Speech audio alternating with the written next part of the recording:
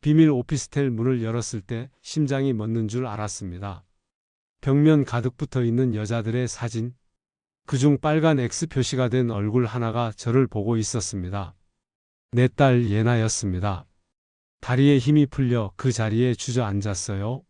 30년 경찰 생활 동안 온갖 범죄 현장을 봤지만 이건 차원이 달랐습니다. 내 딸이 누군가의 사냥 목록에 올라 있었다니. 떨리는 손으로 벽면을 훑었습니다. 예나 말고도 빨간 X가 그어진 사진이 3장 더 있었어요. 그리고 파란 동그라미가 쳐진 사진 1장. 아직 죽지 않은 여자라는 뜻이었죠. 그때 복도에서 발자국 소리가 들렸습니다. 심장이 쿵쾅거렸어요. 들키면 끝이었습니다. 저는 재빨리 휴대폰으로 벽면 사진을 찍고 창문 쪽으로 몸을 숨겼습니다. 문이 열리는 소리. 누군가 들어왔어요. 숨을 죽이고 기다렸습니다. 발자국이 점점 가까워졌어요. 식은땀이 등을 타고 흘렀습니다. 어떻게 여기까지 오게 되었을까요? 석 달 전 저는 평범한 은퇴 경찰이었습니다. 아내를 일찍 보내고 홀로 딸을 키웠죠. 예나가 30살이 되던 해 봄 아이가 남자를 데려왔어요. 신재혁이라는 이름의 36살 사업가였습니다. 첫인상은 나쁘지 않았어요. 단정한 외모에 예의 바른 말투. 하지만 30년 동안 범죄자들의 눈을 봐온 제 직감이 뭔가 이상하다고 속삭였습니다. 너무 완벽했어요. 그게 문제였습니다. 아빠, 재혁 씨 정말 좋은 사람이야. 나한테 이렇게 잘해주는 사람 처음이야. 예나는 눈을 반짝이며 말했습니다. 사랑에 빠진 딸의 얼굴이었죠. 저는 차마 의심을 입 밖에 꺼내지 못했어요. 그저 조심하라는 말만 되풀이했습니다. 2달 후 예나가 임신 소식을 전했어요. 기쁨과 걱정이 동시에 밀려왔습니다. 결혼도 하기 전에 아이라니. 하지만 예나가 행복해 보여서 아무 말도 하지 않았죠. 재혁이 책임지겠다며 결혼을 서두르자고 했을 때 저는 알 수 없는 불안감에 잠을 설쳤습니다. 결혼 준비는 빠르게 진행되었어요. 이상한 점이 하나 있었습니다. 재혁의 부모를 한 번도 만나지 못했다는 거였죠. 부산에 계신다. 건강이 안 좋으시다. 결혼식에는 꼭 오신다. 매번 그럴듯한 핑계였습니다. 경찰 출신의 본능이 꿈틀거렸지만 딸의 행복 앞에서 저는 눈을 감았어요. 그게 제 실수였습니다. 5월의 마지막 토요일 결혼식 날이 밝았습니다. 호텔 대기실에서 웨딩드레스를 입은 예나를 봤을 때 눈물이 핑 돌았어요. 임신 6달째라 배가 불룩했지만 그 어느 때보다 아름다웠습니다. 아빠, 나 예쁘지? 세상에서 제일 예쁘다, 우리 딸? 예나가 활짝 웃었어요. 그게 내 딸의 마지막 웃음이 될 줄은 몰랐습니다. 식이 시작되고 15분쯤 지났을까요? 주례사가 한창일 때 예나가 갑자기 얼굴을 찡그렸어요. 이마에 땀이 송골송골 맺혔습니다. 저는 자리에서 벌떡 일어났어요. 뭔가 잘못됐다는 걸 본능적으로 알았습니다. 예나가 배를 움켜쥐고 무릎을 꿇었어요. 비명소리가 식장에 울려 퍼졌습니다. 저는 미친 듯이 달려갔어요. 하객들 사이를 헤치고 단상으로 뛰어올랐죠. 예나의 입가에서 하얀 거품이 흘러나오고 있었습니다. 예나야, 정신 차려. 아빠야, 예나야. 딸을 안고 울부짖었지만 예나의 눈은 이미 초점을 잃어가고 있었어요. 구급차가 왔을 때 제품 안에서 예나의 몸은 이미 차갑게 식어가고 있었습니다. 뱃속의 손주도 함께요. 그날 저는 모든 것을 잃었습니다. 장례식장에서 재혁을 봤을 때 그의 눈빛이 이상했어요. 슬픔에 잠긴 척했지만 눈동자는 차가웠습니다. 30년 동안 범죄자들을 봐온 제가 그 눈빛을 모를 리 없었죠? 무언가를 숨기고 있는 사람의 눈이었습니다. 부검 결과가 나왔을 때 제 의심은 확신으로 바뀌었어요. 사인은 급성 청산가리 중독입니다. 형사가 무거운 표정으로 말했습니다. 청산가리. 독살이었어요. 내 딸이 누군가에게 살해당한 겁니다. 범인은 하나밖에 없었어요. 하지만 경찰은 움직이지 않았습니다. 증거가 없습니다. 정황만으로는 수사가 어렵습니다. 제가 30년 동안 몸담았던 조직이 그렇게 말하더군요. 분노가 치밀었지만 참았습니다. 그날 저는 결심했어요. 법이 그를 처벌하지 못한다면 내가 직접 증거를 찾겠다고 딸의 영정사진 앞에서 맹세했습니다. 예나야, 아빠가 반드시 밝혀낼게. 누가 너를 이렇게 만들었는지. 그렇게 제 복수가 시작되었습니다. 장례를 치르는 사흘 동안 저는 제 역을 지켜봤습니다. 조문객을 맞이하는 그의 모습은 완벽했어요.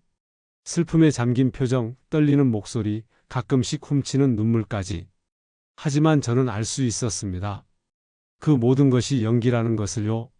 조문객이 뜸해지는 새벽 시간, 제 역의 가면이 벗겨지더군요. 휴대폰을 들고 밖으로 나가 누군가와 통화하는 모습을 여러 번 봤습니다. 어느 날 새벽 저는 몰래 뒤를 따라갔어요.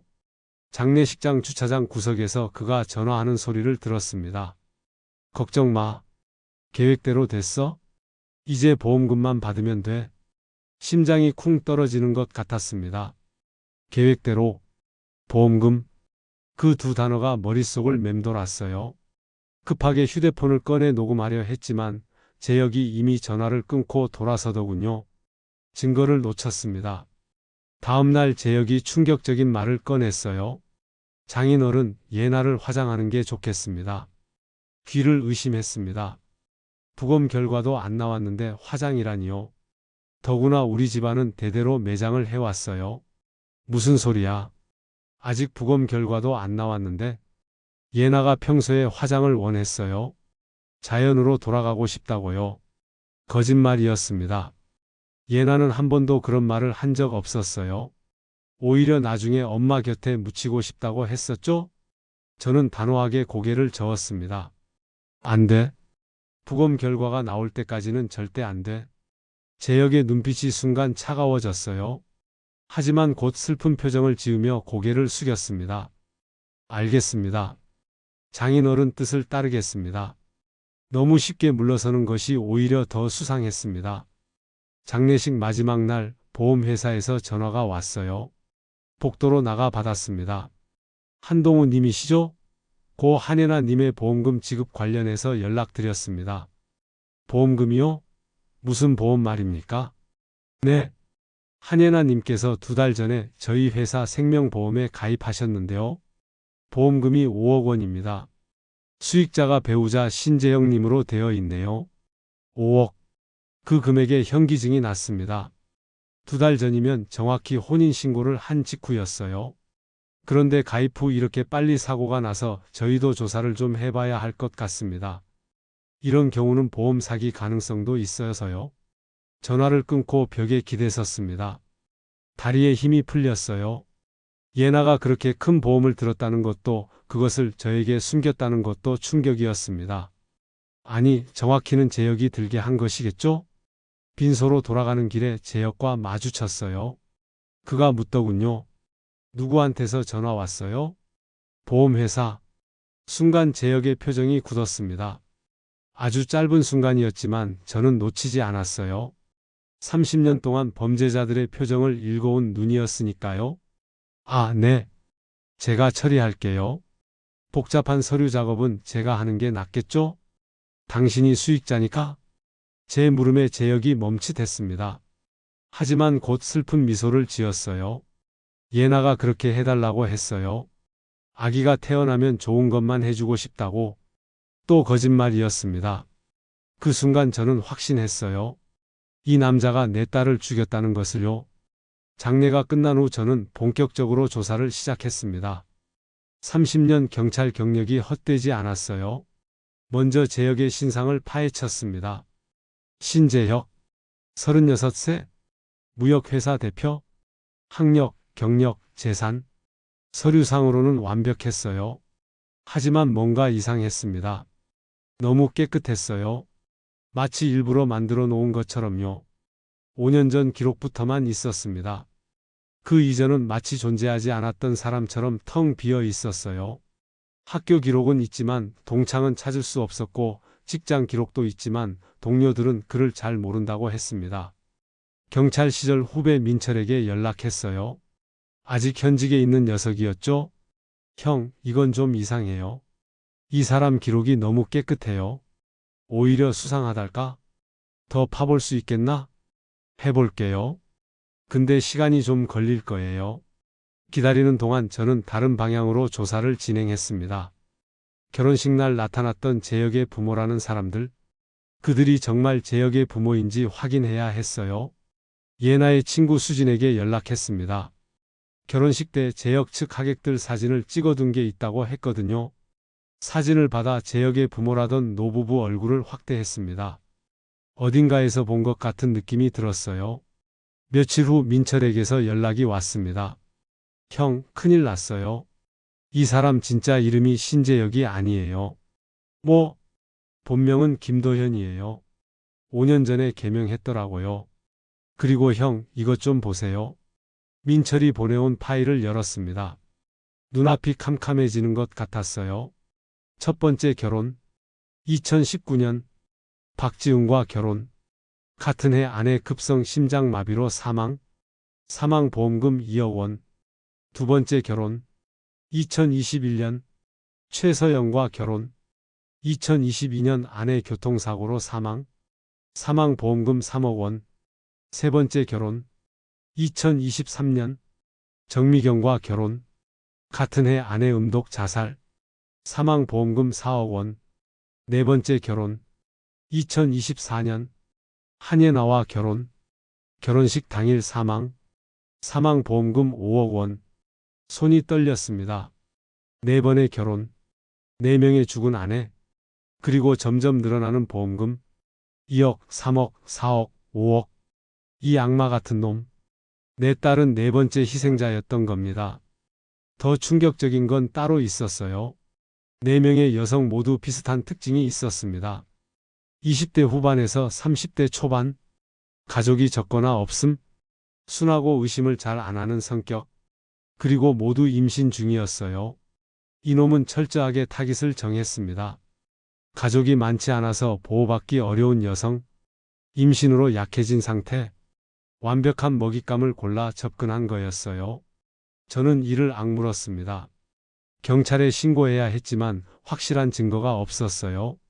과거 사건들도 모두 사고나 자살로 처리되었더군요. 이놈이 얼마나 치밀하게 준비했는지 알 수 있었습니다. 그날 밤 예나의 방에서 일기장을 찾았어요. 재혁과의 만남에 대한 기록을 찾기 위해서였죠. 그리고 충격적인 구절을 발견했습니다. 재혁 씨가 보험 이야기를 꺼냈다. 서로를 위해 들어두자고. 금액이 좀 크긴 한데 아기를 위해서라니까 거절할 수가 없었다. 근데 왜 이렇게 여러 개를 드는 걸까? 분산 투자라는데. 분산 투자? 그 말에 소름이 돋았습니다. 여러 보험사에 나눠서 가입하면 한 번에 큰 보험금이 지급되는 것을 피할 수 있죠? 보험 사기를 의심받지 않으려는 치밀한 계산이었던 겁니다. 일기장을 덮으며 저는 다짐했어요. 이 악마를 반드시 잡겠다고. 법이 안 된다면 내가 직접 증거를 모아서라도. 그런데 문제가 있었습니다. 재혁이 저를 감시하고 있었어요. 어느 날부터 집 앞에 검은 승용차가 서 있더군요. 출근길에도 누군가 따라오는 기분이 들었습니다. 휴대폰으로는 이상한 문자가 오기 시작했어요. 더 이상 파헤치지 마세요. 후회하게 될 겁니다. 새벽 3시에 전화벨이 울렸습니다. 받았더니 재혁의 목소리가 들렸어요. 장인어른, 요즘 뭐 하고 계세요? 쓸데없는 일은 안 하시는 게 좋을 텐데. 협박이었습니다. 노골적인 협박. 하지만 저는 물러설 생각이 없었어요. 네 죄는 반드시 밝혀질 거다. 죄요? 전 그저 불행하게 아내를 잃은 남자일 뿐입니다. 장인어른, 조심하세요. 예나처럼 되고 싶지 않으시다면요. 전화가 끊어진 후 한동안 멍하니 앉아 있었습니다.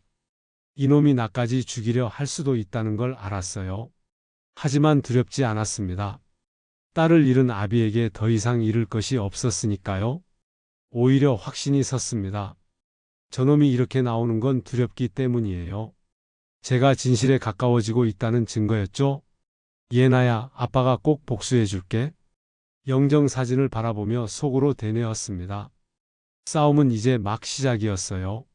경찰서를 나올 때 하늘이 흐렸습니다. 민철이가 연결해준 강력계 형사를 만나고 온 길이었어요.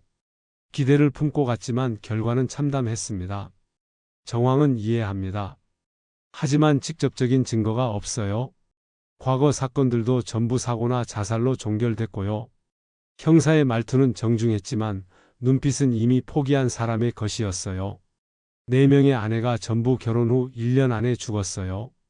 그것도 전부 보험금을 타갔고, 이게 우연이라고 생각합니까? 저도 의심스럽습니다. 하지만 법은 의심만으로 움직이지 않아요. 선배님도 아시잖아요. 알고 있었습니다. 30년 동안 그 법 안에서 일했으니까요. 하지만 직접 피해자가 되어보니 그 법이 얼마나 무력한지 뼈저리게 느꼈어요. 집으로 돌아오는 길에 이상한 느낌이 들었습니다. 백미러를 보니 검은 승용차가 따라오고 있었어요. 일부러 골목길로 들어섰더니 그 차도 따라왔습니다. 심장이 쿵쾅거렸어요. 갑자기 그 차가 속도를 높이더니 제 차를 들이받았습니다. 핸들이 휙 돌아가면서 가드레일을 향해 돌진했어요. 본능적으로 핸들을 꺾었습니다.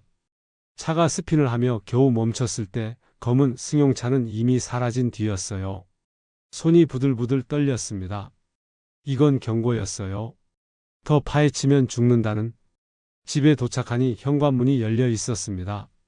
분명 잠그고 나갔는데요. 조심스럽게 안으로 들어갔어요. 거실은 엉망이었습니다. 서랍이 모두 열려 있었고 서류들이 바닥에 흩어져 있었어요. 재혁이 조사한 자료를 찾으러 온 게 분명했습니다. 다행히 중요한 자료는 다른 곳에 숨겨뒀어요.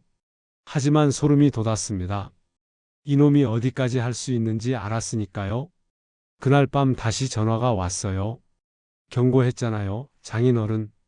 왜 말을 안 들으세요? 재혁의 목소리는 느긋했습니다. 마치 게임을 즐기는 것 같았어요. 네가 우리 집에 들어왔지? 증거 있어요? 없으시잖아요. 앞으로도 없을 거예요. 포기하세요. 그게 서로 좋아요. 얘 나를 왜 죽였어? 침묵이 흘렀습니다. 그리고 재혁이 낮게 웃었어요. 죽였다는 증거가 어디 있어요? 제 아내는 불행한 사고로 세상을 떠났어요. 저도 슬퍼요. 이 악마 같은 놈. 그만두세요. 다음번엔 차가 아니라 장인어른 본인이 될 수도 있어요. 전화가 끊어졌습니다. 저는 휴대폰을 꽉 쥔 채 부들부들 떨었어요. 분노 때문인지 두려움 때문인지 알 수 없었습니다. 하지만 물러설 생각은 없었어요. 오히려 이놈이 이렇게 나오는 건 두렵기 때문이라고 생각했습니다. 제가 진실에 가까워지고 있다는 증거였죠. 다음 날부터 저는 다른 피해자 가족을 찾아 나섰습니다. 민철이가 보내준 자료에 연락처가 있었어요. 첫 번째 아내 박지은 씨의 어머니는 치매로 요양원에 계셨습니다. 만날 수 없는 상태였어요. 두 번째 아내 최서연 씨의 아버지를 찾아갔습니다. 부산의 허름한 아파트에 홀로 살고 계셨어요. 초인종을 눌렀더니 수척한 얼굴의 노인이 문을 열었습니다. 누구시오? 안녕하세요. 서연 씨 아버지 되시죠? 저도 같은 사람에게 딸을 잃었습니다. 그분의 눈이 흔들렸습니다. 저를 집 안으로 들였어요. 좁은 거실에 서연 씨의 영정사진이 놓여 있었습니다. 예나처럼 순하게 생긴 얼굴이었어요. 그놈이 또 그랬소? 저는 고개를 끄덕였습니다. 그분의 눈에 눈물이 맺혔어요. 알고 있었소. 우리 서연이가 그렇게 죽을 아이가 아니었어? 새벽에 혼자 운전하다가 가드레일을 들이받았다는데 말이 돼요? 운전을 얼마나 조심스럽게 하던 아인데. 경찰에 신고 안 하셨어요? 했지. 하지만 증거가 없다더군. 블랙박스도 고장이었고 목격자도 없었고 그놈이 다 조작한 거요. 서연 씨 아버지의 손이 떨렸습니다. 그놈이 서연이 죽고 한 달 만에 보험금 3억을 타갔소. 그리고 연기처럼 사라졌어. 찾으려고 해도 찾을 수가 없었소. 지금은요? 같이 싸워보시겠습니까? 그분이 한숨을 쉬었습니다. 고개를 저었어요. 나도 그때 미친 듯이 쫓아다녔소. 하지만 어디로 갔는지 알 수가 없었어. 그러다 내 몸이 먼저 망가졌소. 심장이 안 좋아서 이제 오래 못 살아요. 목소리에 체념이 묻어 있었습니다. 3년 동안 혼자 싸우다 지친 사람의 목소리였어요. 부탁이오. 당신이라도 그놈을 잡아주시오. 우리 서연이 원한을 풀어주시오. 반드시 그렇게 하겠습니다. 저는 그분의 손을 꼭 잡았습니다. 거칠고 마른 손이었어요. 딸을 잃은 아비의 손, 제 손도 똑같았습니다. 세 번째 아내 정미경 씨의 가족을 찾는 건 더 어려웠어요. 미경 씨는 입양하였고 양부모님과는 연이 끊긴 상태였습니다. 친구들도 없었어요. 재혁이 얼마나 철저하게 고립된 여성을 골랐는지 알 수 있었습니다. 수소문 끝에 미경 씨의 고등학교 동창 한 명을 찾았어요. 카페에서 만난 그녀는 눈물을 흘리며 말했습니다. 미경이가 자살했다는 소식 듣고 믿을 수가 없었어요. 걔가 그럴 애가 아니거든요. 결혼 전까지는 우울증 같은 거 전혀 없었어요. 그런데 결혼하고 나서 연락이 뚝 끊겼어요. 한 번 만났을 때 얼굴이 많이 안 좋았는데 남편이 너무 무섭다고 그러더라고요. 무섭다고요? 네. 자기를 감시한대요. 휴대폰도 확인하고 외출도 맘대로 못하게 하고 도망가고 싶다고 했어요. 그런데 얼마 뒤에 자살했다는 소식이? 그녀가 고개를 숙였습니다. 지금도 후회해요. 그때 좀 더 잡아줬어야 했는데 퍼즐 조각이 맞춰지고 있었습니다. 재혁의 패턴이 보였어요. 고립된 여성을 찾아 접근한다. 완벽한 남편 연기로 신뢰를 얻는다. 결혼 후 철저히 고립시킨다. 그리고 임신을 시킨 뒤 보험을 들게 한다. 마지막으로 사고를 위장해 살해한다. 4번 모두 같은 방식이었어요. 내 딸도 똑같이 당했던 겁니다. 서울로 돌아오는 기차 안에서 창밖을 멍하니 바라봤습니다. 해가 지고 있었어요. 어둠이 내리는 풍경이 제 마음 같았습니다. 피해자 가족들은 전부 지쳐 있었어요. 혼자서 싸우다 포기한 사람들, 경찰도 도와주지 않고 증거도 없고 재혁은 그 허점을 노렸던 겁니다. 하지만 저는 달랐어요. 30년 경찰 경력이 있었습니다. 범죄자를 쫓는 방법을 알았어요. 그리고 무엇보다 딸의 원수를 갚겠다는 집념이 있었습니다. 집에 도착하니 또 이상한 일이 벌어져 있었어요. 차고 문이 열려 있었습니다. 들어가 보니 제 차 보닛이 열려 있었어요. 브레이크 라인이 잘려 있었습니다. 이놈이 진짜. 분노로 온몸이 떨렸습니다. 이제 대놓고 죽이려는 거였어요. 그날 밤 저는 결심했습니다. 더 이상 수비만 할 수는 없었어요. 공격으로 전환해야 했습니다. 재혁의 약점을 찾아야 했어요. 그러려면 그놈의 비밀을 파헤쳐야 했습니다. 놈이 어디에 증거를 숨기고 있는지, 다음 타깃은 누구인지 알아내야 했어요. 민철에게 전화했습니다. 재혁이 자주 가는 곳 좀 알아봐줘. 회사, 집 말고 다른 곳. 형, 위험해요. 그냥 경찰에 맡기세요.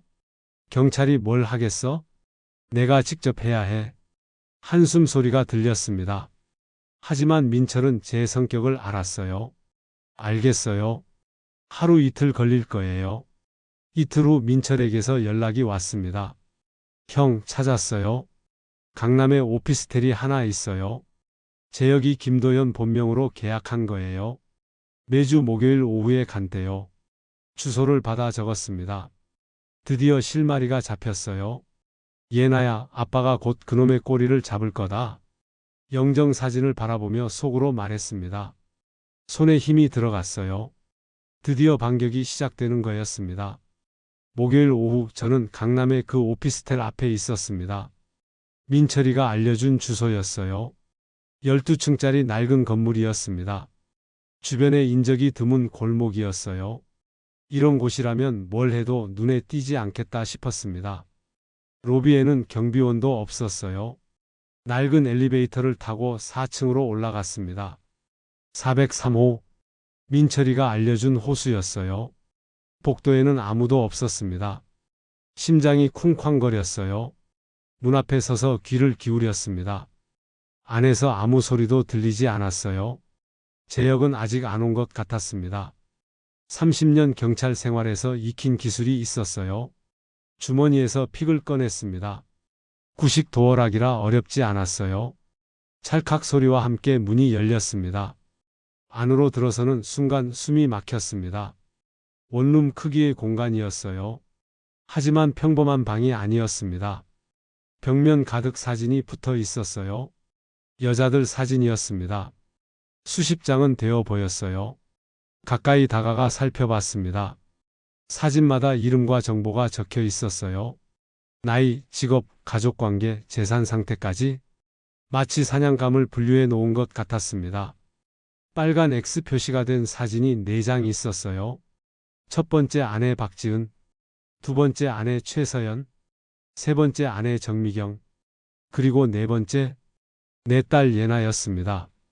다리에 힘이 풀려 주저앉았습니다. 예나의 얼굴 위에 그어진 빨간 X가 눈에서 떠나지 않았어요. 이놈이 내 딸을 이렇게 물건처럼. 떨리는 손으로 다른 사진들을 살폈습니다. 파란 동그라미가 쳐진 사진이 한 장 있었어요. 젊은 여자였습니다.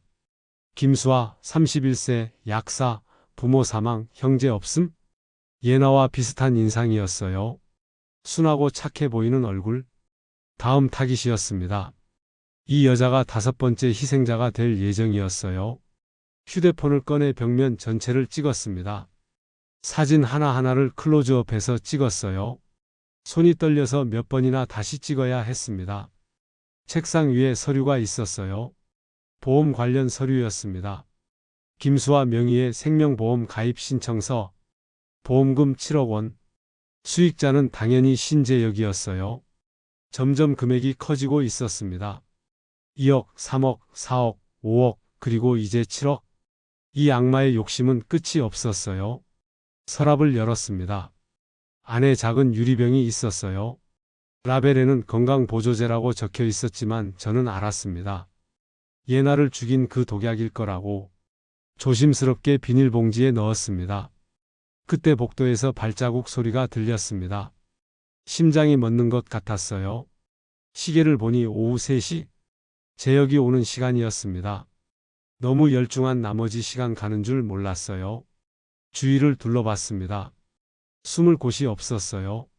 원룸이라 화장실밖에 없었습니다. 재빨리 화장실로 들어가 문을 닫았어요. 숨을 죽였습니다. 현관문이 열리는 소리가 났습니다. 발자국 소리. 누군가 들어왔어요. 문틈으로 밖을 살폈습니다. 재혁이었어요. 검은 가방을 들고 방 안을 둘러보더니 책상 앞에 앉았습니다. 노트북을 열고 뭔가를 하기 시작했어요. 저는 숨을 참고 있었습니다. 한 발짝도 움직일 수 없었어요. 심장 소리가 너무 커서 들릴 것 같았습니다. 그때 재혁이 전화를 받았어요. 여보세요? 아, 수아 씨? 내일 저녁 괜찮아요? 수아? 벽에 사진이 붙어 있던 그 여자였습니다. 다음 타깃. 네, 맛있는 거 먹으러 가요. 제가 맛집 알아뒀어요. 기대하세요. 달콤한 목소리였어요. 예나에게 했던 것과 똑같은 목소리. 소름이 돋았습니다. 전화가 끝난 후 재혁이 중얼거렸어요. 바보 같은 년. 쉽게 넘어오네. 비웃는 목소리였습니다. 저는 주먹을 꽉 쥐었어요. 당장 뛰쳐나가 그 목을 조르고 싶었습니다. 하지만 참았어요. 지금 나가면 모든 게 수포로 돌아가니까요. 재혁이 노트북에서 뭔가를 프린트했어요. 서류를 들고 일어나더니 방을 나갔습니다. 문이 닫히고 발자국 소리가 멀어졌어요. 한참을 기다렸습니다. 완전히 소리가 사라진 후에야 화장실 문을 열었어요. 다리에 힘이 풀려 비틀거렸습니다. 식은땀이 온몸을 적시고 있었어요. 서둘러 방을 나왔습니다. 복도에 아무도 없는 걸 확인하고 계단으로 내려갔어요. 엘리베이터는 위험했으니까요. 건물을 빠져나올 때까지 심장이 터질 것 같았습니다. 차에 올라타고 나서야 겨우 숨을 내쉬었습니다. 손이 아직도 떨리고 있었어요. 하지만 해냈습니다. 증거를 확보했어요. 휴대폰에 저장된 사진들을 확인했습니다. 선명하게 찍혀 있었어요. 타깃 리스트, 보험 서류, 그리고 비닐봉지 안에 유리병까지. 이 정도면 경찰도 움직일 수 있을 거예요. 집으로 돌아가는 길에 민철에게 전화했습니다. 찾았어? 결정적인 증거를 찾았어? 형, 진짜요? 뭔데요? 직접 보여줄게. 내일 만나자. 전화를 끊으려는 순간 백미러에 검은 차가 보였습니다. 또 따라오고 있었어요. 이번에는 2대였습니다. 욕이 절로 나왔습니다. 제역이 감시를 붙여놨던 거예요. 오피스텔에 간 걸 이미 알았을지도 모릅니다. 속도를 높였습니다. 뒤에 차들도 속도를 높였어요. 추격이 시작된 거였습니다. 골목길로 들어섰어요. 좁은 길을 빠르게 지나갔습니다. 하지만 뒤에 차들이 놓아주지 않았어요. 점점 거리가 좁혀졌습니다. 갑자기 앞에서 차 한 대가 튀어나왔어요. 길을 막았습니다. 급브레이크를 밟았지만 늦었어요. 쾅 하는 소리와 함께 충격이 왔습니다. 정신이 아찔했어요.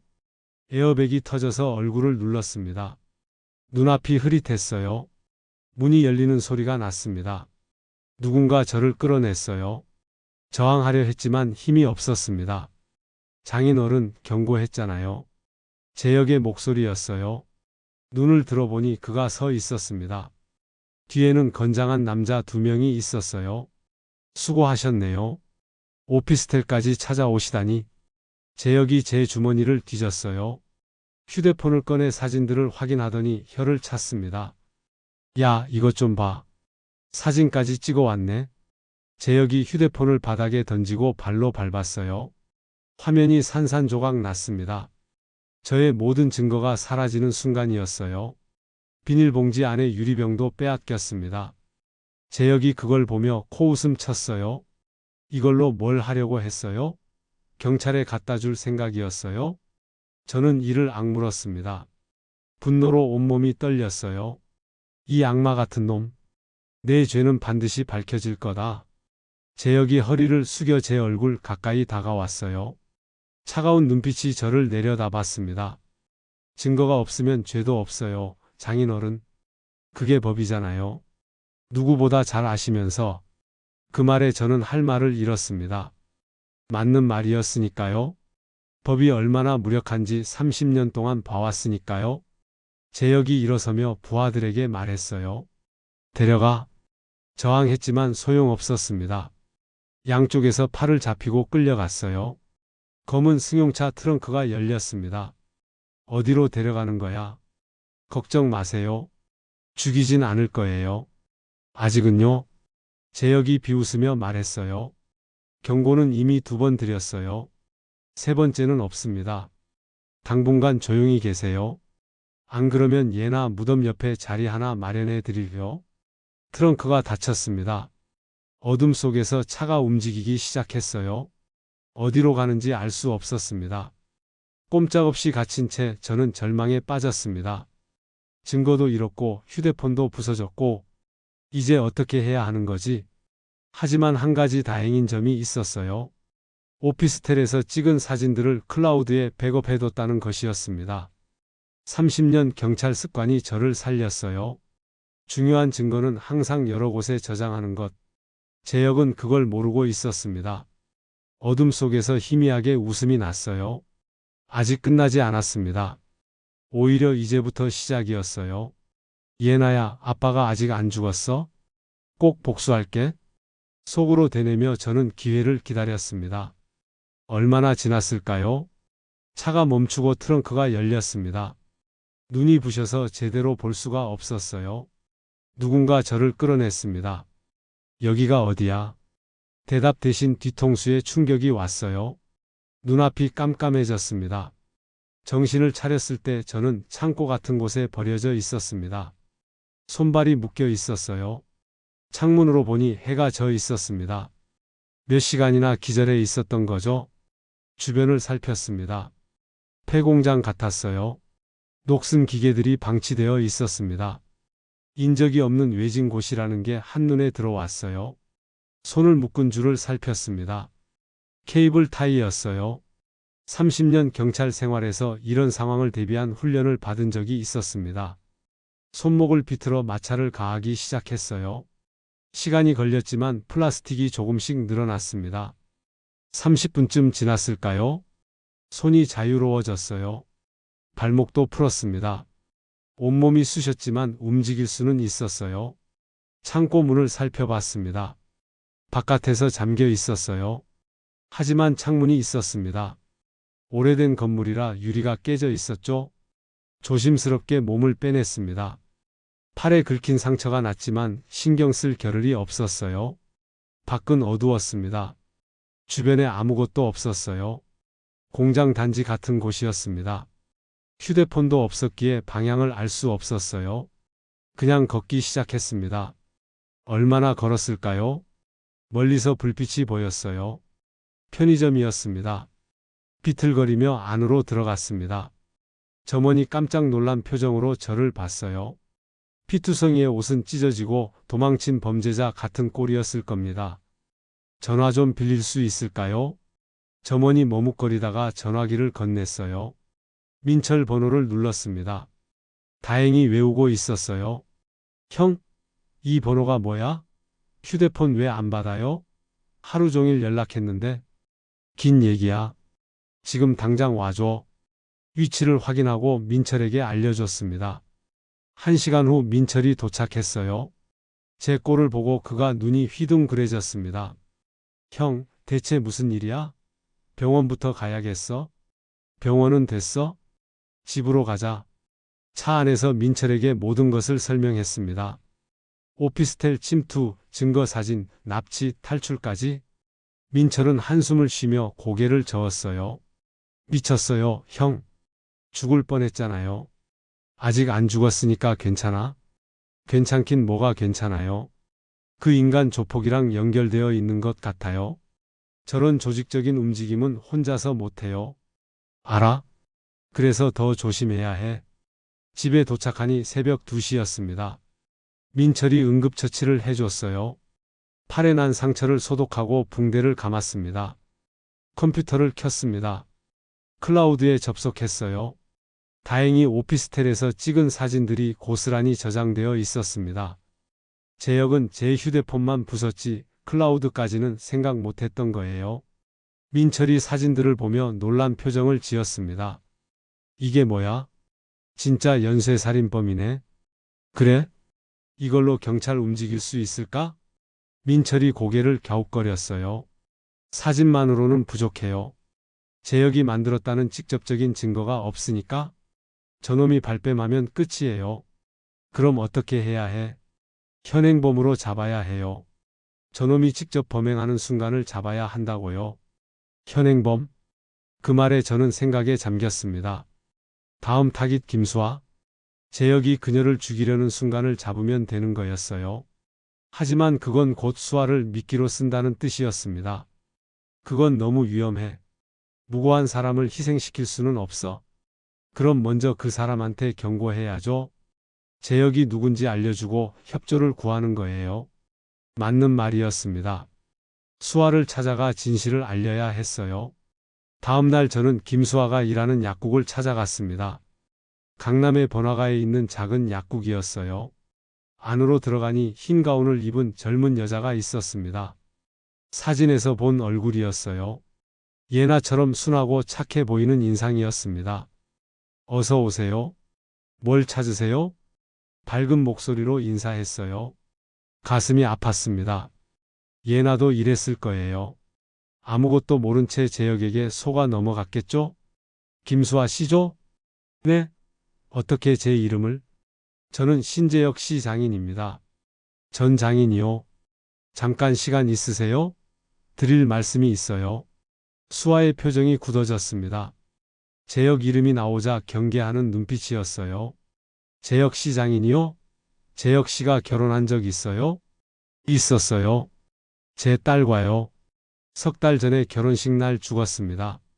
수아의 얼굴이 하얘졌어요. 손에 들고 있던 약봉지를 떨어뜨렸습니다. 죽었다고요?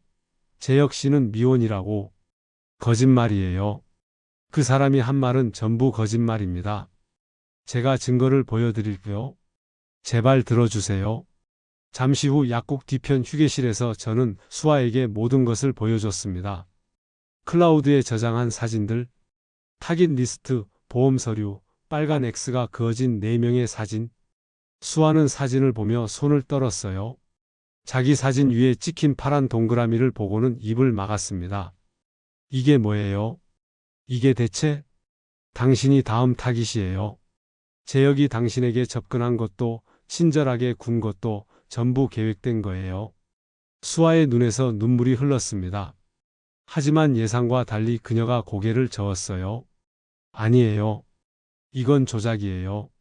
재혁 씨가 그런 사람일 리 없어요. 조작이 아니에요. 내 딸도 당신처럼 그 사람을 믿었어요. 그리고 죽었습니다. 모르겠어요. 갑자기 이런 걸 보여주시면서 믿으라고 하시면. 수아가 일어섰습니다. 제 말을 더 이상 듣지 않으려는 거였어요. 죄송해요. 저 일 해야 해요. 수아 씨, 제발 가주세요. 경찰에 신고할 수도 있어요. 그녀의 목소리가 날카로워졌습니다. 더 이상 붙잡을 수 없었어요. 저는 명함을 테이블에 내려놓았습니다. 제 연락처예요. 뭔가 이상하다 싶으면 연락 주세요. 제발 조심하세요. 약국을 나왔습니다. 하늘이 흐렸어요. 마음도 마찬가지였습니다. 예상은 했지만 사랑에 빠진 사람을 설득하기가 이렇게 어려울 줄은 몰랐어요. 집으로 돌아가는 길에 차 안에서 생각했습니다. 수아가 믿지 않는다면 다른 방법을 찾아야 했어요. 직접 재혁을 잡는 수밖에 없었습니다. 민철에게 전화했어요. 수아 씨가 안 믿어? 다른 방법을 찾아야 해. 그럼 함정을 파는 건 어때요? 재혁이 직접 덤벼들게 만드는 거예요. 함정? 형이 증거를 가지고 있다는 걸 재혁도 알잖아요. 그 증거를 공개하겠다고 협박하는 거예요. 그럼 저놈이 형을 죽이러 올 거예요. 나를 미끼로 쓰자고? 네. 그때를 노려서 현행범으로 잡는 거죠. 경찰 매복시켜 놓고요. 위험한 계획이었습니다. 하지만 다른 방법이 없었어요. 저는 고개를 끄덕였습니다. 좋아. 그렇게 하자. 그날 밤 저는 재혁에게 문자를 보냈습니다. 새로 산 휴대폰이었어요. 내일 오후 6시 한강공원. 증거를 공개하기 전에 마지막으로 기회를 주겠다. 잠시 후 답장이 왔어요. 장인어른, 제가 갈 것 같아요? 안 오면 내일 저녁 뉴스에 당신 얼굴이 나갈 거야. 긴 침묵 후에 답장이 왔습니다. 알겠습니다. 거기서 봐요. 저는 휴대폰을 내려놓고 창밖을 바라봤습니다. 내일이 결전이었어요. 모든 것이 걸린 승부였습니다. 예나야, 내일이면 끝이 나? 영정사진을 바라보며 속으로 말했어요. 이번에는 반드시 잡겠다고 다짐했습니다. 다음 날 아침 민철이 집으로 왔습니다. 얼굴이 심각했어요. 형, 강력계 후배한테 부탁해뒀어요. 오늘 저녁 한강공원에 사복경찰 5명 배치할 거예요. 고맙다, 민철아. 근데 형, 진짜 괜찮겠어요? 저놈이 무슨 짓을 할지 몰라요. 걱정 마. 30년 동안 별별 놈들 다 잡아봤어? 이 정도는 할 수 있어? 말은 그렇게 했지만 손이 떨리는 건 어쩔 수 없었어요. 이번이 마지막 기회였습니다. 실패하면 더 이상 방법이 없었어요. 오후가 되자 민철이 장비를 챙겨왔습니다. 소형 녹음기와 GPS 추적기였어요. 이거 옷 안쪽에 달아요. 만약 상황이 틀어지면 위치 추적할 수 있게요. 저는 고개를 끄덕이며 장비를 몸에 부착했습니다. 심장이 쿵쾅거렸어요. 마치 현직 시절 검거 작전을 앞둔 것 같았습니다. 아니, 그때보다 더 긴장되었어요. 이건 내 딸의 복수였으니까요. 오후 5시 집을 나섰습니다. 한강공원까지는 차로 30분 거리였어요. 가는 내내 예나 생각을 했습니다. 웨딩드레스를 입고 행복하게 웃던 모습? 아빠, 나 예쁘지? 그 말이 아직도 귓가에 맴돌았어요. 그게 내 딸이 한 마지막 말이었습니다. 주먹을 꽉 쥐었어요. 오늘 반드시 끝내겠다고 다짐했습니다. 한강공원에 도착하니 오후 5시 40분이었어요. 해가 기울기 시작했습니다. 약속 장소는 잠원지구 벤치 앞이었어요. 저는 벤치에 앉아 주변을 살폈습니다. 저 멀리 조깅하는 사람이 보였어요. 민철이 말한 사복 경찰 중 한 명일 거예요. 반대편에는 강아지를 산책시키는 여자가 있었습니다. 역시 경찰이겠죠? 6시가 되었어요. 재혁은 나타나지 않았습니다. 5분이 지나고 10분이 지났어요. 불안감이 밀려왔습니다. 안 오는 건가? 그때 휴대폰이 울렸어요. 재혁이었습니다. 장인어른, 거기 경찰이 있네요. 심장이 철렁 내려앉았습니다. 어떻게 알았지? 뭔 소리야? 저 멀리 조깅하는 사람 있죠? 그 사람 귀에 뭐가 꽂혀 있어요? 무전기죠? 저를 바보로 아세요? 욕이 절로 나왔습니다. 재혁이 먼저 와서 지켜보고 있었던 거예요. 함정에 빠진 건 저였습니다. 그럼 어쩌자는 거야? 장소를 바꾸죠. 지금 바로 반포대교 밑으로 오세요. 혼자서요? 10분 줄게요. 잠깐, 거기는 10분 안에 안 오시면 약속은 취소해요. 그리고 수아 씨한테 오늘 저녁 프로포즈 할 생각이에요. 다음 달에 결혼하게요. 전화가 끊어졌습니다.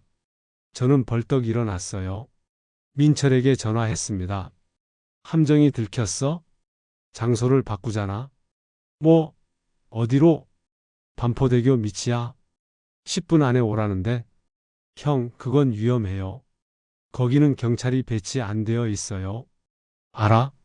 하지만 안 가면 끝이야. 저놈이 수아한테 프로포즈 한대. 한숨 소리가 들렸어요. 알겠어요. 최대한 빨리 갈게요.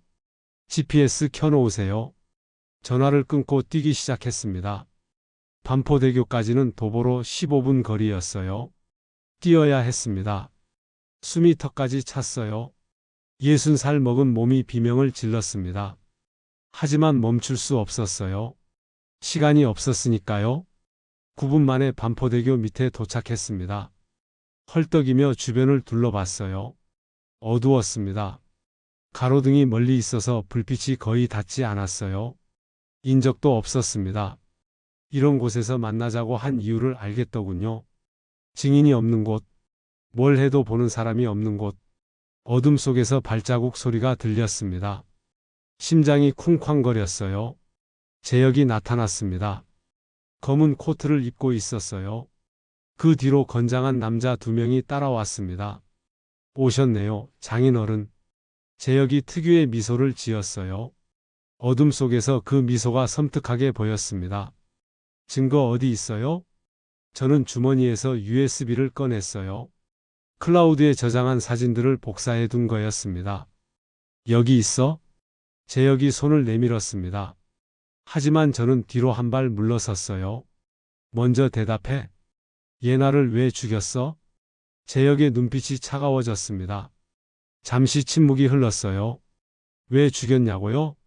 재혁이 비웃듯 말했습니다. 돈이 필요했으니까요. 그렇게 쉽게 인정하는 거야. 어차피 여기서 나가실 분이 아니잖아요. 재혁이 고개를 끄덕이자 뒤에 있던 남자들이 앞으로 나왔어요. 손에 뭔가 들려 있었습니다.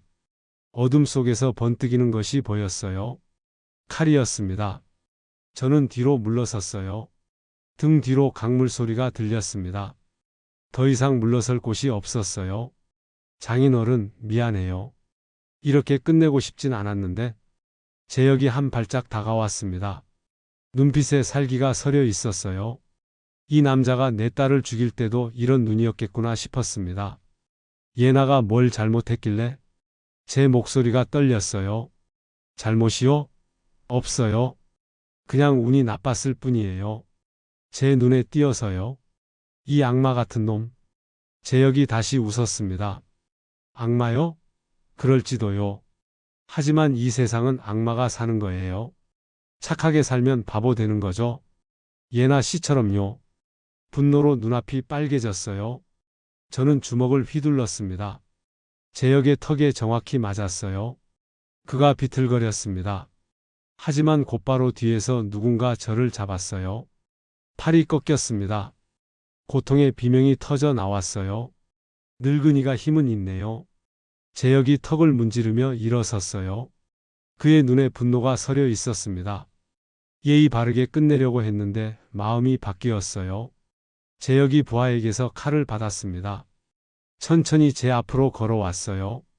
예나 씨 곁으로 보내드릴게요. 감사하게 생각하세요. 칼이 번뜩였습니다. 저는 눈을 감았어요. 그때였습니다. 거기 멈춰. 경찰이다. 고함 소리와 함께 불빛이 쏟아졌습니다. 여러 방향에서 사람들이 뛰어왔어요.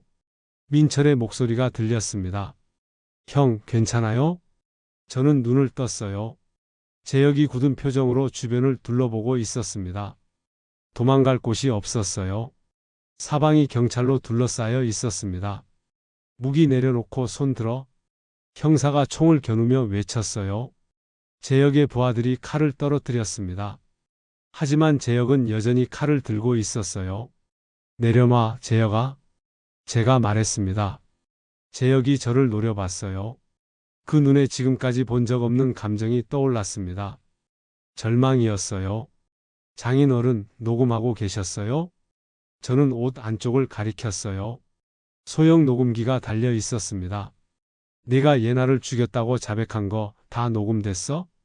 재혁의 얼굴이 일그러졌습니다. 처음으로 그의 완벽한 가면이 완전히 무너지는 것을 봤어요. 잡아. 형사들이 달려들었습니다. 재혁이 저항했지만 소용없었어요. 바닥에 쓰러져 수갑이 채워졌습니다. 저는 그 모습을 지켜보며 무릎이 꺾이는 것을 느꼈어요. 바닥에 주저앉았습니다. 눈에서 눈물이 흘렀습니다. 예나야, 잡았어? 아빠가 잡았어? 석 달 동안의 싸움이 끝나는 순간이었습니다. 재혁이 체포된 후 수사가 본격적으로 시작되었습니다. 경찰은 그의 오피스텔을 압수수색했어요. 나온 것들은 상상을 초월했습니다. 타깃 리스트에는 예나와 수아 외에도 10명이 넘는 여성 사진이 있었어요. 앞으로 죽일 예정이었던 사람들이었습니다. 모두 가족이 적고 순해 보이는 얼굴이었어요. 재혁이 얼마나 치밀하게 다음 사냥감을 물색했는지 알 수 있었습니다. 서랍에서는 여러 종류의 독약이 발견되었어요. 청산가리뿐 아니라 수면제, 근육, 이완제까지. 이것들로 4명의 아내를 죽였던 거였습니다. 더 충격적인 건 일기장이었어요.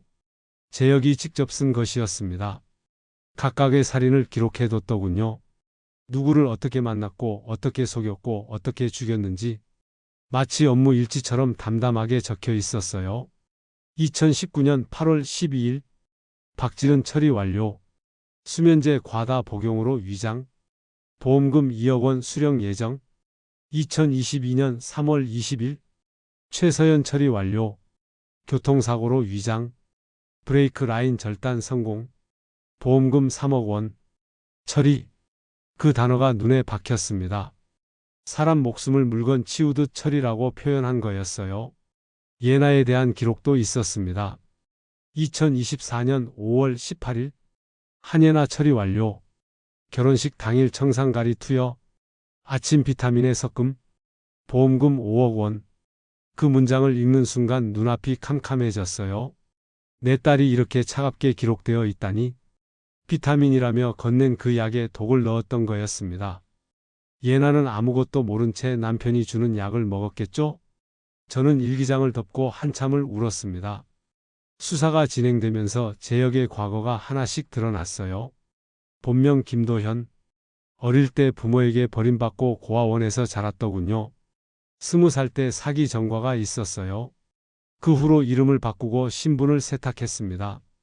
5년 동안 4번의 결혼, 4번의 살인, 총 14억 원의 보험금. 이 악마는 그 돈으로 호화롭게 살았어요. 고급 아파트, 외제차, 명품 옷. 아내들의 피로 물든 돈이었습니다. 재판이 열리기 전 저는 다른 피해자 가족들과 만났습니다. 최서연 씨 아버지가 부산에서 올라오셨어요. 휠체어를 탄 채였습니다. 건강이 더 나빠지셨더군요. 한 선생, 정말 고마워요. 우리 서연이 원한을 풀어줬어요. 그분이 제 손을 잡으며 눈물을 흘렸습니다. 저도 울었어요. 같은 아픔을 가진 사람들이었으니까요. 정미경 씨의 고등학교 친구도 왔어요. 미경 씨 대신 증인으로 서겠다고 했습니다. 미경이는 가족도 없이 혼자였어요. 그래서 제가 나설게요. 누군가는 미경이 편이 되어줘야 하잖아요. 김수아 씨도 연락이 왔습니다. 재혁이 체포됐다는 뉴스를 보고 충격을 받았다고 했어요. 아저씨, 그때 제가 안 믿어서 죄송해요. 아저씨 말씀 들었으면 좋았을 텐데. 아니에요. 안 믿는 게 당연해요. 중요한 건 당신이 무사하다는 거예요. 수아 씨가 전화기 너머로 울었습니다. 자신도 예나처럼 될 뻔했다는 걸 깨달은 거겠죠? 2달 후 재판이 시작되었습니다. 서울중앙지방법원 대법정이었어요. 방청석은 가득 찼습니다. 피해자 가족들, 기자들, 그리고 이 사건에 관심을 가진 시민들. 저는 맨 앞줄에 앉았습니다. 재혁이 피고인석에 들어왔을 때 저는 그를 똑바로 쳐다봤어요. 수갑을 찬 채 고개를 숙인 그의 모습은 처음 만났을 때와 완전히 달랐습니다. 재판이 시작되자 검찰이 증거를 하나씩 제시했어요. 오피스텔에서 발견된 타깃 리스트, 독약, 일기장, 그리고 제가 녹음한 자백 내용. 법정에 녹음이 재생되었습니다. 돈이 필요했으니까요. 재혁의 목소리가 울려 퍼졌어요. 방청석에서 탄식이 터져 나왔습니다. 재혁은 고개를 더 깊이 숙였어요. 증인 신문이 이어졌습니다. 첫 번째 증인은 최서연 씨 아버지였어요. 휠체어를 탄 채 증인석에 올랐습니다. 떨리는 목소리로 증언했어요. 우리 서연이는 운전을 얼마나 조심히 하던 아이인데요. 새벽에 혼자 나갔을 리가 없어요. 그놈이 죽인 겁니다. 제 딸을요. 두 번째 증인은 정미경 씨 친구였습니다.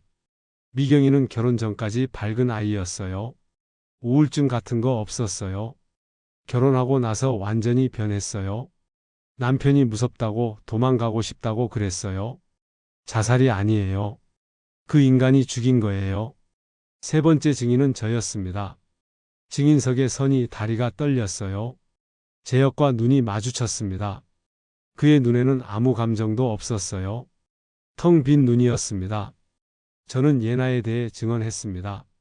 어떻게 재혁을 만났는지, 어떻게 속아 넘어갔는지, 그리고 어떻게 죽었는지. 결혼식 날 웨딩드레스를 입고 쓰러진 딸의 모습을 말할 때 목이 메어 말을 잇지 못했어요. 제 딸은 30살이었습니다. 뱃속에 아이가 있었어요. 아빠가 되는 걸 얼마나 기대했는지 몰라요. 그런데 이 악마 같은 놈이 돈 때문에 5억 원 때문에 제 딸과 손주를 죽였습니다. 법정이 조용해졌어요. 판사도 잠시 말을 잇지 못했습니다. 피고인 할 말 있습니까? 검사가 재혁에게 물었어요. 재혁이 고개를 들었습니다. 그리고 입을 열었어요. 후회 없어요.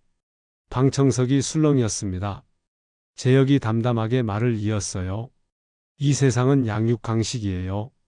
강한 놈이 살아남는 거죠. 저는 그냥 제 방식대로 살았을 뿐이에요. 분노가 치밀었습니다.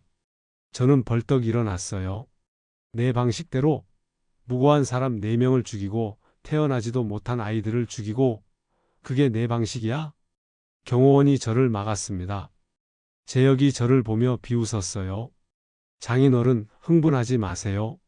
심장에 안 좋아요. 끝까지 저런 놈이었습니다. 반성도 후회도 없는 진짜 악마였어요. 최후 변론이 끝나고 판결 선고일이 잡혔습니다. 일주일 후였어요. 그 일주일이 1년처럼 길었습니다. 판결 당일 법정은 다시 가득 찼어요. 저는 같은 자리에 앉았습니다. 최서연 씨 아버지, 정미경 씨 친구, 김수아 씨도 왔어요. 우리는 서로 손을 잡았습니다. 판사가 들어오고 재판이 시작되었어요. 심장이 터질 것 같았습니다. 피고인 신재혁, 본명 김도현에 대한 판결을 선고하겠습니다. 판사가 서류를 들었어요. 법정이 숨죽여 기다렸습니다. 피고인은 금전적 이익을 위해 계획적으로 4명의 여성을 살해하고 5번째 살인을 준비한 혐의로 기소되었습니다. 피고인의 범행은 잔혹하고 치밀하며 반성의 기미가 전혀 없습니다. 판사가 잠시 말을 멈췄어요. 그리고 선고했습니다. 피고인 신재혁에게 무기징역을 선고합니다. 법정이 떠들썩해졌어요. 저는 그 자리에 주저앉았습니다. 눈물이 쏟아졌어요. 최서연 씨 아버지가 제 등을 두드렸습니다. 끝났어요. 드디어 끝났어요. 저는 고개를 끄덕였습니다. 목이 메어 말이 나오지 않았어요. 재혁이 끌려나가는 모습을 지켜봤습니다. 그가 문 앞에서 뒤를 돌아봤어요. 저와 눈이 마주쳤습니다. 그 눈에는 여전히 아무 감정도 없었어요. 끝까지 악마였습니다. 하지만 상관없었어요. 저놈은 이제 평생 감옥에서 나오지 못합니다. 내 딸의 복수가 끝난 거였어요. 법정을 나오니 해가 지고 있었습니다. 붉은 노을이 하늘을 물들이고 있었어요. 아름다웠습니다. 오랜만에 하늘이 아름답다고 느꼈어요. 예나야, 아빠가 해냈어? 속으로 말했습니다. 바람이 불어 볼을 스쳤어요. 마치 예나가 대답하는 것 같았습니다. 판결이 난 지 석 달이 지났습니다. 가을이 깊어가고 있었어요. 단풍이 물들기 시작했습니다. 저는 예나가 잠든 곳을 찾았어요. 산 중턱에 있는 작은 묘지였습니다. 아내 곁에 나란히 묻어줬어요. 엄마 곁에 있고 싶다던 딸의 마지막 소원을 지켜준 거였습니다. 묘비 앞에 꽃을 놓았어요. 예나가 좋아하던 해바라기였습니다. 예나야, 아빠 왔어? 무릎을 꿇고 묘비를 쓸어내렸어요. 차가운 돌이었지만 딸의 온기가 느껴지는 것 같았습니다. 그놈은 무기징역 받았어? 평생 감옥에서 나오지 못해. 내 원한이 조금은 풀렸을까? 바람이 불어 나뭇잎이 흩날렸어요. 마치 예나가 대답하는 것 같았습니다. 많이 보고 싶다, 우리 딸. 손주도 보고 싶고, 목이 메어 말을 잇지 못했어요. 눈물이 흘렀습니다. 석 달이 지났지만 이 슬픔은 줄어들지 않았어요. 아마 평생 이럴 거예요. 자식을 잃은 부모의 마음이란 게 그런 거니까요. 한참을 앉아 있다가 일어섰습니다. 하늘이 맑았어요. 구름 한 점 없는 파란 하늘이었습니다. 다음에 또 올게, 예나야. 엄마랑 사이좋게 지내고. 묘지를 나오는데 누군가 부르는 소리가 들렸어요. 한 선생님. 돌아보니 최서연 씨 아버지였습니다. 휠체어를 타고 계셨어요. 옆에는 간병인이 있었습니다. 어르신, 어쩐 일이세요? 서연이 묘 정리하러 왔소. 그런데 한 선생 차가 보여서 그분도 딸의 묘를 찾아오신 거였어요. 우리는 잠시 함께 걸었습니다. 아니, 저는 걷고 그분은 휠체어를 타고요. 몸은 좀 어떠세요? 뭐 그럭저럭 살아가고 있소. 이제 서연이 원한이 풀렸으니 마음이 편해졌어요. 그분이 쓸쓸하게 웃었습니다. 저도 따라 웃었어요. 한 선생, 정말 고마워요. 당신 아니었으면 그놈이 아직도 활개치고 다녔을 거요. 저 혼자 한 게 아닙니다. 다들 도와주셨잖아요. 아니요. 당신이 포기하지 않았기 때문이요. 나는 3년 전에 포기했거든. 혼자서는 안 된다고 생각했소? 근데 당신은 달랐어요. 그 말에 가슴이 뭉클했어요. 저도 포기하고 싶을 때가 많았습니다. 목숨의 위협을 받았을 때, 증거를 잃었을 때, 수아 씨가 안 믿어줬을 때. 하지만 예나 생각에 멈출 수가 없었어요. 딸 때문입니다. 예나가 저를 움직이게 한 거예요. 그분이 고개를 끄덕였어요. 자식은 그렇지요. 죽어서도 부모 마음에 살아있으니까. 그 말이 위로가 되었습니다. 그분과 헤어진 후 집으로 돌아왔어요. 거실에 앉아 창밖을 바라봤습니다. 해가 기울고 있었어요. 석 달 전까지만 해도 이 집은 복수심으로 가득 차 있었습니다. 제 역을 잡겠다는 집념만으로 버텼어요. 그런데 이제 그게 끝나니 허전하더군요. 목표가 사라진 느낌이었습니다. 하지만 시간이 지나면서 조금씩 일상이 돌아왔어요. 아침에 일어나 밥을 먹고 산책을 하고 저녁에는 책을 읽었습니다. 예나가 좋아하던 소설책을 읽기 시작했어요. 딸이 밑줄 그어놓은 문장들을 보면서 예나의 마음을 느꼈습니다. 민철이가 자주 찾아왔어요. 형, 밥은 먹고 다녀요? 걱정 마. 잘 챙겨 먹어. 민철이가 제 얼굴을 살피며 말했어요. 형, 얼굴이 좀 나아졌어요. 석 달 전에는 귀신 같았는데. 그랬나? 네. 눈이 충혈되어 있고 볼이 쑥 들어가고 무서웠어요. 저도 웃었습니다. 그때는 복수 말고는 아무것도 생각할 수 없었으니까요. 김수아 씨에게서도 연락이 왔어요. 아저씨, 저 다음 주에 결혼해요. 뭐? 벌써? 네. 좋은 사람 만났어요. 소개팅으로요. 제 역이 일 겪고 나서 사람 보는 눈이 생긴 것 같아요. 웃음 섞인 목소리였습니다. 저도 웃었어요. 잘 됐네요. 축하해요. 아저씨 덕분이에요. 그때 아저씨가 경고 안 해주셨으면 저도 예나 씨처럼 됐을 거예요. 아니에요. 당신이 운이 좋았던 거예요. 아저씨, 결혼식에 오실 수 있어요? 아저씨한테 꼭 인사드리고 싶어요. 잠시 망설였습니다. 결혼식? 예나의 결혼식이 떠올랐어요. 웨딩드레스를 입고 쓰러지던 그 모습? 하지만 고개를 저었습니다. 수아 씨의 결혼식은 달랐어요. 행복한 결혼식이 될 거였습니다. 갈게요. 꼭 갈게요.